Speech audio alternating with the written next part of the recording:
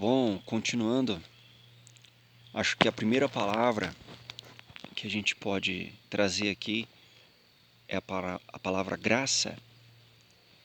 E como um pouco do alvo do canal é falar sobre que não haverá sinais, então tocar um pouco no assunto do movimento pentecostal. Aqui no Brasil, a primeira igreja pentecostal tem o costume, uma tradição entre os membros, entre o clero, de se autodenominar, em vez de falar assim, no batismo de hoje, 300 pessoas se batizaram nessa denominação. Não, eles dizem, 300 pessoas foram chamadas a essa graça.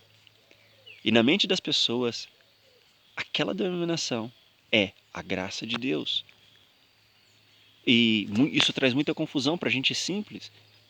E primeiro pelo problema de acharem que mesmo estando em desobediência a Jesus em muitas coisas, tanto a denominação quanto a população em geral, eles estão salvos na graça.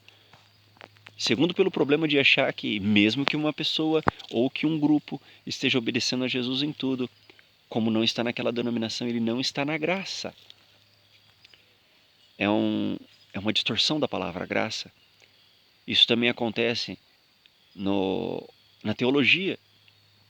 Lutero, ele gostava da definição da graça que diz favor imerecido ao pecador, pegando a palavra no grego e, enfim, acontece que graça, essa palavra graça, usada no Evangelho de João, nas cartas de Paulo, ela tem um significado muito diferente de simplesmente favor imerecido ao pecador. Com certeza. A gente pode olhar, por exemplo, em Tito, onde fala que a graça de Deus se manifestou trazendo salvação a todos os homens, ensinando que renunciando à maldade e concupiscência mundana, vivamos nesse mundo sóbria, justa e piedosamente, aguardando a bem-aventurada vinda do nosso Senhor Jesus. Ali a graça é uma escola que nos ensina a renunciar à maldade, que nos ensina a renunciar às paixões desse mundo e viver de maneira justa, santa, piedosa. Não se trata de pegar uma pessoa suja em seu pecado, que não tem interesse nenhum em salvação, e falar, pronto, agora você está salvo, perdoado e está tudo bem, você está em paz com Deus. Não!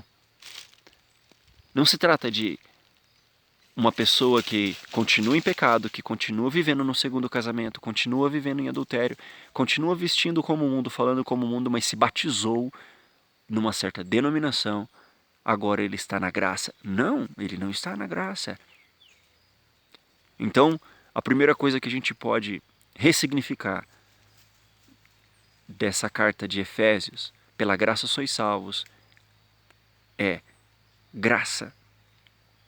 O que é graça? Graça é um presente de Deus. Como diz em Hebreus, havendo recebido um reino inabalável, esse reino de Jesus, que é a mensagem principal de Jesus, é a graça que Ele nos deu. E para participar desse reino, existem leis. Para ser cidadão desse reino, temos que aprender os valores desse reino, a viver por esse reino da maneira que agrada ao rei. E não entra nesse reino quem está em pecado. Não entra nesse reino quem vive em egoísmo, quem não toma sua cruz, quem não segue o exemplo de Jesus. Que Deus abençoe sua vida e que a graça de Deus te alcance nesse dia.